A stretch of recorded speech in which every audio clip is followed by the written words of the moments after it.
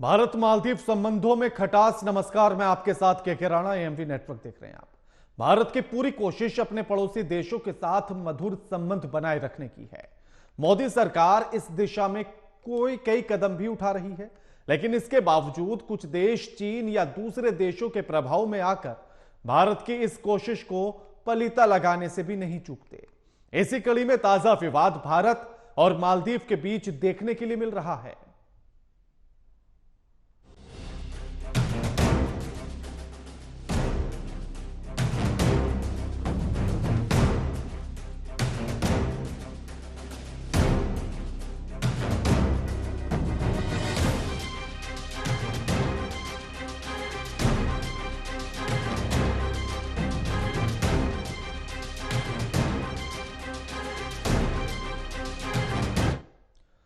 भारत और मालदीव के बीच राजनयिक विवाद की शुरुआत हो गई है। मालदीव और मौजूद भारतीय उच्चायुक्त को मालदीव के विदेश मंत्रालय ने तलब किया। मालदीव की तरफ से यह कदम तब उठाया गया जब भारत ने नई दिल्ली में मौजूद मालदीव के राजदूत को तलब किया था। भारत की तरफ से लिए गए राजनयिक एक्शन के कुछ ही घंटों के भीतर ही मालदीव में रिएक्शन दिखने के लिए मिलने लगा। इसी मुद्दे पर चर्चा करेंगे, लेकिन उससे पहले रिपोर्ट देखिए।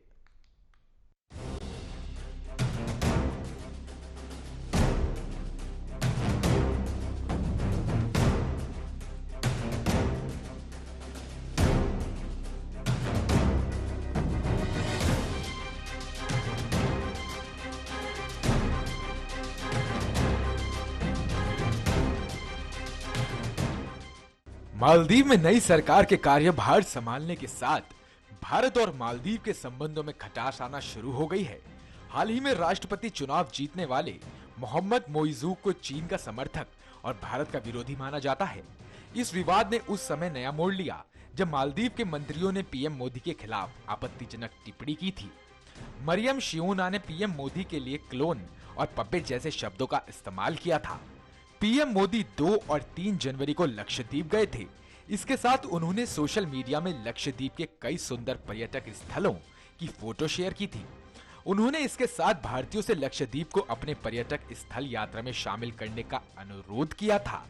इस पर मालदीव के 3 उप मंत्रियों ने पीएम मोदी को लेकर अपमानजनक टिप्पणियां करते हुए आरोप लगाया कि भारत सरकार लक्षद्वीप को मालदीव के वैकल्पिक पर्यटन स्थल के तौर पर पेश करने की कोशिश कर रही है। भारत सरकार के कड़े और सख्त रुख के बाद मालदीव सरकार ने विवादित टिप्पणी करने वाले उप मंत्रियों मरियम शिओना, माल्शा शरीफ और अब्दुल्ला महजूम माजिद को पद से हटा दिया। बाद में भारतीय विदेश मंत्रालय ने मालदीव के उच्चायुक्त को बुलाकर अपना रोष व्यक्त किया। इस पर विवाद में उस समय नया मोड़ आ गया जब मालदीव के विदेश मंत्रालय ने भारतीय उच्चायुक्त को समन भेजा। भारत की तरफ से लिए गए राजनयिक एक्शन के कुछ ही घंटों के भीतर ही मालदीव में रिएक्शन देखने को मिला है। भारत और मालदीव के रिश्ते काफी पुराने हैं। मालदीव को जब भी संकट का सामना करना पड़ा है, तब भारत उसकी मदद के लिए आगे आया है। कोरोना वायरस महामारी के दौरान भारत ने वैक्सीन की खेप मालदीव को पहुंचाई थी। इसके अलावा 2014 में जब मालदीव में पानी का संकट खड़ा हो गया था, तब भारत ने अपने जहाजों में पानी भरकर देश के लोगों की प्यास बुझाई थी। हालांकि हाल के सालों में मालदीव में भारत विरोधी अभियान की शुरुआत हुई है। इसके पीछे चीन का हाथ होने की संभावना जताई जा रही है। रक्षा मामलों के जानकारों का मानना है कि सामरिक दृष्टिकोण से मालदीव की स्थिति हिंद महासागर में बहुत अहम है, जिसको ध्यान में रखते हुए चीन मालदीव को अपने पाले में बनाए रखना चाहता है।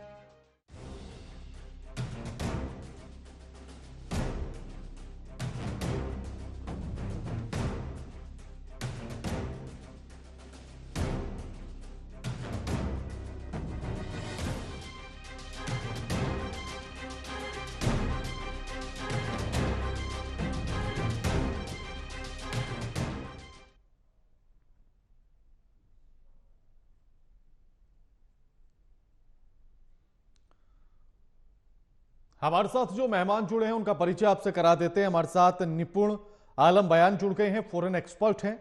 ब्रिगेडियर विनोद दत्ता हमारे साथ जुड़ गए हैं, डिफेंस एक्सपर्ट हैं। आप दोनों का स्वागत है एएमवी नेटवर्क पर। विनोद जी, जिस तरह की स्थिति इस विवाद में नजर आती है, तो क्या लगता है सीधे तौर पर कि इसके पीछे चीन का हाथ है और उसी की वजह से इतनी हिम्मत मालदीव के इन मंत्रियों में आई? देखिए, चीन का तो हमेशा यही रवैया रहा है और उसकी बड़ी दूरगामी सोच रही है कि कैसे भारत को वो मार्जिनलाइज करने की कोशिश करे। आप देखिए, स्ट्रिंग ऑफ पर्ल्स की जो नीति उसने चलाई है, उसके तहत उसने ऐसे घेर रखा है जैसे कि चारों तरफ से उसने एक लूज टाइटन करने की कोशिश की। लेकिन मालदीव्स को ये समझना चाहिए, क्योंकि जब ये माले वाटर क्राइसिस हुई थी तो मैं उस ऑपरेशन में गया था, तब मैं सेना में था। तो भारत एक ऐसा देश है कि अगर कोई आपदा या कोई इस तरह की क्राइसिस अगर मालदीव्स पे आती है तो भारत, चाहे वो आप जियो स्ट्रेटेजिक लोकेशन की बात करें या जियोग्राफिकल लोकेशन की बात करें, तो भारत एक ऐसा देश है जो एकदम उसकी मदद के लिए आएगा और हमेशा आया है। मालदीव्स को यह समझना चाहिए कि चीन एक डिपेंडेबल अलाई नहीं है। आपने देखा है श्रीलंका में क्या हुआ, आपने देखा नेपाल में क्या हुआ, और पाकिस्तान को किस तरह से उसने अपने कब्जे में कर रखा है। तो मेरा मानना यह है कि मालदीव, देखिए, इलेक्शन की दावेदारी, इलेक्शन लड़ना एक मुख्तलिफ चीज है और सरकार चलाना एक मुख्तलिफ चीज है। तो मोइज़ साहब ने जो अपने मुद्दे उठाए थे, ठीक है, वो सत्ता पे तो काबिज हो गए, लेकिन आगे उनको अपना देश चलाना है। और इस तरह की, देखिए, भारत ने आज एक केवल छोटा सा ट्रेलर दिखाया है जहां आप देखिए सारी बुकिंग कैंसिल हो गई। और मैं तो वहां रहा हूँ काफी दिनों मालदीव्स में, तो वहां आप देखिए सारी जो उसकी अर्थव्यवस्था है वो टूरिज्म पे डिपेंड करती है। 36 अटॉप है उसके जो लिवेबल है, बाकी तो लोग रहते नहीं है उनमें, तो वो तो बिल्कुल एकदम मिट्टी जमींदोश हो जाएंगे। तो इसी को देखते हुए उन्होंने 3 मंत्रियों को बर्खास्त किया है या उनको रेप्रिमांड किया है। और ये सब चीजें देखते हुए उनको चाहिए कि वो एक ऐसे देश का साथ दें या ऐसे देश के साथ चले जो बिल्कुल एकदम मिडिल पाथ फॉलो करता है और विश्व के कल्याण की तरफ, विश्व के डेवलपमेंट की तरफ और विश्व को एक भाईचारा देने की तरफ अग्रसर है। और भारत ही एक ऐसा विकल्प है। चीन के साथ रह के वो कोई बहुत ज्यादा दिनों तक ये दोस्ती चलने वाली नहीं है। बिल्कुल। निपुण जी, अगर आंकड़े उठाकर देखे जाएं तो 2021, 22 और 23 तक के तो 2 लाख पर्यटक पहुंचे, उसके बाद 2.5 लाख पहुंचे। अभी 2023 का दिसंबर तक का जो आंकड़ा है उसमें भी 1,95,000 के आसपास पर्यटक पहुंचे। यानी कि उसकी अर्थव्यवस्था में एक बड़ी हिस्सेदारी भारतीय पर्यटकों की है, और उसके बाद भी इस तरह की बयानबाजी करना, इस तरह की पोस्ट करना, इस हिम्मत के पीछे किसका हाथ? देखिए, हिम्मत की बात तो नहीं है। देखिए, हिम्मत की बात तो क्या है ना कि बेवकूफ बनते हुए मानता हूँ। कहते हैं अपने पैर पे खुद कुल्हाड़ी मारना। देखिए, चीन का भी हम बात करते हैं, चीन से टूरिस्ट जाते हैं। मैं ये नहीं कह रहा कि चीन से टूरिस्ट नहीं जाते, लेकिन दूसरे या तीसरे नंबर पर, पहले नंबर पर भारतीय टूरिस्ट। और देखिए, भारतीय अगर हम लैंड से बात करते हैं, जो मेन लैंड हमारा है, करीब 1200 किलोमीटर दूर मालदीव बैठता है। और अगर हम लक्षद्वीप से काउंट करें तो 700 किलोमीटर की दूरी बैठती है। थोड़ा सा मैं मालदीव का इंपोर्टेंस बताऊं कि मालदीव हमारे लिए इंपोर्टेंट क्यों है। देखिए, क्या है कि जो अफ्रीका है, अफ्रीका में एक जिबूती है। जिबूती को चीन ने अपना नेवल बेस कैंप बनाया। उसके बाद हमने कोशिश की कि अरब सागर के अंदर जो इंडियन ओशन में है, कि वहां पर जो सेशल्स है वहां पर हमारा नेवी बेस कैंप बने, लेकिन बन नहीं पाया। फिर उसके बाद से क्या था कि मालदीव का इंपोर्टेंस भारत के लिए बहुत ज्यादा बढ़ा और भारत ने फोकस किया कि मालदीव से अच्छे संबंध बनाए। लेकिन अगर भारत और मालदीव के संबंधों पर आप एक और नजर डालें तो अभी इससे पहले जो गवर्नमेंट थी, माइजू से पहले, मोदी से बाद हम पहले सोली गवर्नमेंट थी। सोली गवर्नमेंट के समय भारत के संबंध बहुत अच्छे थे, लेकिन सोली से पहले अगर हम बात करते हैं यामीन गवर्नमेंट, तो यामीन गवर्नमेंट जो थी वो पूरी की पूरी चाइना, पूरा चाइना, और आप देखिए करीब 12 द्वीप जो है, 12 आइलैंड जो है, वो क्या थे, पूरे पूरे बेच दिए गए थे। किसको? आपको, गवर्नमेंट को, चीन की गवर्नमेंट को। और चीन का हम देखेंगे, चीन का पूरा जो ट्रेड है, व्यापार, जो कर्ज है इसके ऊपर, मालदीव के ऊपर 80% कर्ज, अगर जो विदेशी फॉरेन कर्ज है उसका 80% कर्ज किसका है? आपका चीन से है। अब मोइज़ साहब क्या करते हैं कि जब चुनाव में कैंपेनिंग करते हैं, मैं बहुत सारी वीडियो को देखा, आप अगर देखेंगे, जाकर सर्च करेंगे तो आपको देखने को मिलेगा कि अपने चुनावी कैंपेनिंग के दौरान भी उन्होंने इस प्रकार का प्रचार किया कि पीएम मोदी की पुतला बनाकर, उसके गले में चप्पलों की माला बनाकर, इस तरह की चीजें प्रचार की। और उसका एक रिएक्शन, देखिए मालदीव की अगर हम बात करते हैं, मालदीव की एक मैं छोटा सा आपको डाटा देता हूँ। 5 लाख की जनसंख्या है। वहां के जो सुप्रीम कोर्ट के चीफ जस्टिस हैं, उनकी जो क्वालिफिकेशन आपको जानकर बड़ा आश्चर्य हो जाएगा, 12th पास जी। अगर किसी देश का सुप्रीम कोर्ट का चीफ जस्टिस केवल 12 पास हो, तो आप अंदाजा लगा सकते हैं कि वहां के मिनिस्टर्स की क्या स्थिति होगी, क्या कंडीशन होगी। मालदीव में 3 चीजों में, एक तो हम टीचर्स की बात करें, वहां पे जितने कॉलेजेस हैं उसमें 75% इंडियन टीचर्स हैं जो वहां पर टीच करते हैं। हम डॉक्टर्स की बात करें तो 75% वहां पर जो डॉक्टर्स हैं वो इंडियंस हैं। और पर्यटन में भारत नंबर 1 है। अब आप बताइए, इस प्रकार का कमेंट कर, किस प्रकार की टिप्पणी कर कर ये क्या किया। पीएम मोदी जी 4 जनवरी को जाते हैं लक्षद्वीप विजिट करने, इसमें क्या दिक्कत थी। अगर हमने कोई मालदीव का जिक्र किया होता तो बात थी, भाई जाहिर सी बात है, मेरा देश है, मेरी जमीन है, हम विजिट करने जाएंगे। अगर वहां पर पर्यटन का स्रोत बढ़ सकता है तो पूरी दुनिया चल रही है प्रोटेक्शनिज्म की ओर, आत्मनिर्भर भारत की ओर हम बात करते हैं, तो उसमें दिक्कत क्या थी। और उस प्रकार की टिप्पणी कर कर मुझे लगता है कि और हवा दे दी गई, नहीं तो पीएम मोदी की लक्षद्वीप की विजिट इतना ज्यादा पॉइंट ना क्रिएट करती। अब क्या होता है, जनता का, एक पब्लिक का एक रिएक्शन होता है, इमोशनल अटैचमेंट होता है, और इस प्रकार की टिप्पणी कर देना जो पूरे समाज के ऊपर, पूरी सोसाइटी के ऊपर, खासतौर से पीएम मोदी के ऊपर, जिस प्रकार की लोकप्रियता पीएम मोदी की देश के अंदर है, तो जाहिर सी बात है पर्यटकों को नाराज करेगी। तो मुझे लगता है कि मालदीव ने ना कहीं हिट किया है अपने आप को, और मालदीव गवर्नमेंट भी आपको समझी है। लेकिन हो क्या रहा है, अब हमारे लिए बड़ी समस्या ये भी है कि अगर वहां पर मालदीव को हम इस प्रकार से बाइकआउट करते हैं और हमारे पर्यटक जाने वहां पे बंद कर देते हैं, तो चीन की वहां पर क्या होगा, डायरेक्ट एंट्री होगी। चीन का एक बहुत ही ज्यादा क्या होगा, वहां पर पैर जमाने का मौका मिलेगा, क्योंकि उनके पास कोई विकल्प नहीं होगा। और मैं एक तो जानकारी दे दूं, देखिए बड़ा इसमें इंटरेस्टिंग बात यह है, चीन कैसे आएगा मालदीव की मदद करने के लिए। मैं कहूँ एक डाटा देता हूँ बड़ा इंटरेस्टिंग, 1988 की घटना है। 1988 घटना में आप प्रेसिडेंट थे ग्यूम साहब। तो ग्यूम के साथ स्थिति ये हुई कि जब हम वहां पर जब ग्यूम करके प्रेसिडेंट हुआ करते थे, तो एक अफदीदी करके वहां पर एक व्यापारी थे, उन्होंने क्या किया, प्लेटो संगठन है प्लेटो, उस प्लेटो संगठन को उन्होंने क्या किया, बुलाया अपने यहाँ पर विजिट कराने के लिए कि हम यहाँ पे तख्ता पलट करेंगे। 88 मिलिटेंट्स पहुंचे थे। प्लेटो प्लेटो कहां से बना था, श्रीलंका से। श्रीलंका से गया हुआ एक संगठन था जो वहां पर जाकर तख्ता पलट करने के लिए अफदीदी की मदद में, ना तो अमेरिका आया, अमेरिका, मालदीव के प्रेसिडेंट ने अमेरिका को बुलाया कि प्लीज आप हमारी मदद करें, हमको छुड़ाएं। प्रेसिडेंट ने अपने आप को घर के अंदर बंद कर लिया था कि कहीं हमको गोली ना मार दें। चीन को बुलाया, पाकिस्तान को बुलाया, कोई मदद के लिए नहीं गया। हमने ही ऑपरेशन काकस चलाया 1988 में, तब जाके मालदीव बचा। और जब भी आप बता रहे थे, बिल्कुल 2014 में सुषमा स्वराज जी का स्टेटमेंट था कि सुबह फोन आया उनके पास में, सुषमा जी के पास में, कि हमारे ड्रिंकिंग वाटर की कमी है।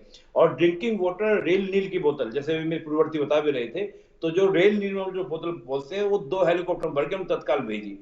तो कोई कंट्री, चाहे आप कोविड की बात करें, पिछले 2019 में बात करें, हमने मिलियंस बिलियंस वहां पे हमने सहायता दी है, ताकि चीन का जो कर्ज है उससे मुक्ति करने में सहायता मिले। और बिल्कुल सही बात है कि चीन को अगर आप साथ में लेते हैं, देखिए चीन में और हमें बड़ा अंतर है। मैं इसको थोड़ा टेक्निकल चीज में बता देता हूं। हम जब भी किसी भी देश को लोन देते हैं तो हम देते हैं क्रेडिट पर। कौन सा, आपका लाइन ऑफ क्रेडिट पर। लाइन ऑफ क्रेडिट का जो इंटरेस्ट रेट होता है वो 2% तक मैक्सिमम होता है, प्रोफेशनल लोन की तरह 2% मैक्सिमम। लेकिन चीन जब भी किसी देश को लोन दे रहा है तो 7% बिल्कुल आपका कॉमर्शियल इंटरेस्ट पे दे रहा है, कॉमर्शियल 7%। तो इस प्रकार से, चाहे उसका हम इकोनॉमी की बात करें, चाहे उसके हम टूरिज्म की बात करें, चाहे उसके हम लोग सिक्योरिटी की बात करें, हर लिहाज से आप बात करें, तो भारत ही सबसे बेटर देश है। और मैं मानता हूं कि किसी भी देश को, कहा करते थे हमारे कौटिल्य, कहा करते थे कि पड़ोसी को हमेशा बना के रखनी चाहिए, और खास तौर से एक ऐसा पड़ोसी जो आपके साथ हमेशा पंचशील के एग्रीमेंट में बात करता हो, जो आपके साथ सहयोग की बात करता हो, वसुधैव कुटुंबकम की बात करता हो। 5 लाख की आबादी में आप क्या कर लेंगे, 5 लाख की आबादी हमारे यहाँ कितनी बड़ी बात है। बिल्कुल। तो बात यह कि जब टूरिज्म आपके यहाँ पे नजारा जा रहा है, और मैं तो मानता हूँ ये तो अच्छा मौका मिला लक्षद्वीप को डेवलप करने का। अब ताज ने बोल दिया है कि हम वहां पे अपना होटल बनाएंगे। इसके बाद आप देखें, इजराइल कह रहा है कि हम मदद करेंगे भारत की लक्षद्वीप में। तो ये तो भारत के लिए अच्छा हुआ कि भारत का जो लक्षद्वीप अब तक अछूता था, जो अब तक छुआ नहीं गया था, क्योंकि उसमें कई बार चीजें थी, कई बार इन्वायरमेंटल इश्यूज आ जाते थे। कहते थे भाई अगर लक्षद्वीप को डेवलप किया गया जैसे एक मालदीव, तो यहाँ पर इन्वायरमेंटल इश्यूज आ जाएंगे। हम लोग भी सोचते थे कि ठीक है, मालदीव में हमारे से टूरिज्म जा रहा है, तो मालदीव को हमारा एक इंपोर्टेंस बना रहेगा और मालदीव हमसे अपनी नजदीकी बनाए रखेगा। लेकिन अगर ऐसा होगा तो ये तो पूरी शिफ्टिंग हो जाएगी। और देखिए बड़ा इंटरेस्टिंग है, अभी आपने 3 दिन पहले घटना सुनी होगी, बस मैं लास्ट पॉइंट बोल के खत्म करता हूँ। फ्रांस ने कहा है पूरे यूरोप के देश को कि कश्मीर विजिट करने चाहिए। जब पूरी दुनिया आज भारत में टूरिज्म को बढ़ावा देने के लिए इस प्रकार की बातें कर रही है और पीएम मोदी का ये मूव करना, इसमें तो कोई दिक्कत नहीं थी। तो अगर आप इस प्रकार की घटनाएं करेंगे, इस तरह तो जो यामीन ने एक तरीके से चीन को बेच दिया था देश अपना, बाद में सोली गवर्नमेंट ने संभाला और आज फिर यही गलती आपका मोदी साहब कर रहे हैं। इनको बैलेंस करने की नीति में चलना चाहिए था, अगर चलना चाहिए था। और मैं ये कहता हूं कि अगर भारत का टूरिज्म वहां पे कम होता है तो क्या चीन से इतने टूरिस्ट आ जाएंगे कि वो भारत का विकल्प बन जाए? 2, 4, 5% बढ़ा देंगे, लेकिन इतनी दूर से उनका पहुंचना वहां पर चीन के लोगों का पॉसिबल ही नहीं है। चीन के आसपास बहुत सारे टूरिज्म सेंटर हैं जहां पे आप सिंगापुर जा सकते हैं, आप वियतनाम जा सकते हैं, आप फिलीपींस जा सकते हैं। चलिए वियतनाम फिलीपींस से क्लैश है, लेकिन और बहुत सारे आइलैंड हैं जहां पर चीन के लोग जा सकते हैं। भारत के लिए बहुत अच्छा था। और इंटरेस्टिंग बात यह है कि बहुत भारी पैकेज में मालदीव हमसे लेता था। लक्षद्वीप में मुझे लगता है आधी कीमत में आप लोग घूमकर वहां पे आ जाएंगे लक्षद्वीप में। बिल्कुल बिल्कुल। विनोद जी, पानी हम भेजें, वैक्सीन हम भेजें, हर तरह से समस्या में हम खड़े रहें, और सबसे बड़ी बात है कि जितनी उसकी खुद की पूरे देश की आबादी है, उस आबादी का 50% तो हम पर्यटक पहुंच जाते हैं, और उसके बाद भी बैर लेने के लिए तैयार। देखिए ऐसा है कि 2 चीजें होती हैं, एक तो होते हैं पॉलिटिशियन और दूसरे होते हैं स्टेट्समैन। और मुझे नहीं लगता मौजू साहब कोई बहुत बड़े स्टेट्समैन हैं, क्योंकि उनका एम ये था कि एक इलेक्शन साइकिल से दूसरी इलेक्शन साइकिल तक कैसे अपना सफर तय। आपने बिल्कुल ठीक कहा, क्योंकि ऑपरेशन जब नील हुआ था माले वाटर क्राइसिस में गया था वहाँ, और वहाँ भारत इतना सरमाया लगाया हुआ है, आप खुद बता रहे हैं कि हमने हर कदम पे उनका साथ दिया है। बिल्कुल। आप चाहे पर्यटन की बात करें या इवन जो मेडिकल टूरिज्म है, एजुकेशन है, मतलब मालदीव्स के लोग हमारे आते हैं, और मेडिकल टूरिज्म एक ऐसा इदारा है या एक ऐसा महकमा बनता जा रहा है जो भारत एक बहुत बड़ा प्रेफर्ड डेस्टिनेशन है, क्योंकि यहाँ रिलायबल, चीप और बिल्कुल रिस्पॉन्सिव मेडिकल ट्रीटमेंट आपको मिल रहा है। तो देखिए दूर के ढोल सुहावने होते हैं। मुइज़्ज़ू साहब को ठीक है उन्होंने चीन ने, लेकिन आप देखिए उन्होंने क्या किया, राजापक्षे के क्या हाल किया उन्होंने श्रीलंका में। नेपाल ने अपने हाथ क्यों खींच लिए?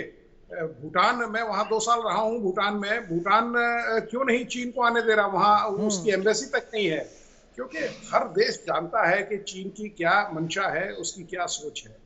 तो मालदीव्स को चाहिए कि भाई भारत के साथ, अगर आज देखिए आज पाकिस्तान क्यों रिग्रेट कर रहा है, आज पाकिस्तान की आवाम के इतने इंटरव्यूज आ रहे हैं टीवी पे, और आप इतने वरिष्ठ पत्रकार हैं, आपने देखा होगा और आपकी खुद आप अनुमान लगा सकते हैं कि वहां के लोग ये चाहते हैं कि भारत के साथ उनके अच्छे संबंध हो, मधुर संबंध हो, जिससे भारत उनकी मदद कर सके।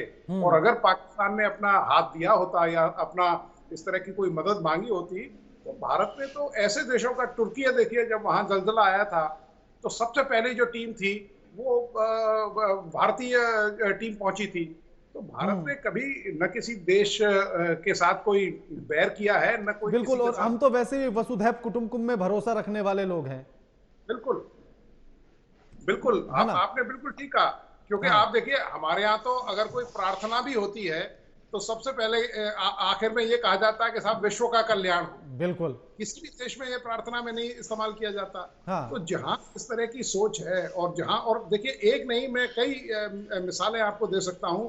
आप देखिए पाकिस्तान सन 71 में जब 2 टुकड़े किए भारत ने पाकिस्तान के, भारत चाहता तो उस समय ईस्ट पाकिस्तान को अपने उसमें मिला सकता था, लेकिन 13 दिन में 13वीं करके पाकिस्तान को हमने बांग्लादेश कर दिया और सबसे पहले उसको रिकॉग्नाइज किया।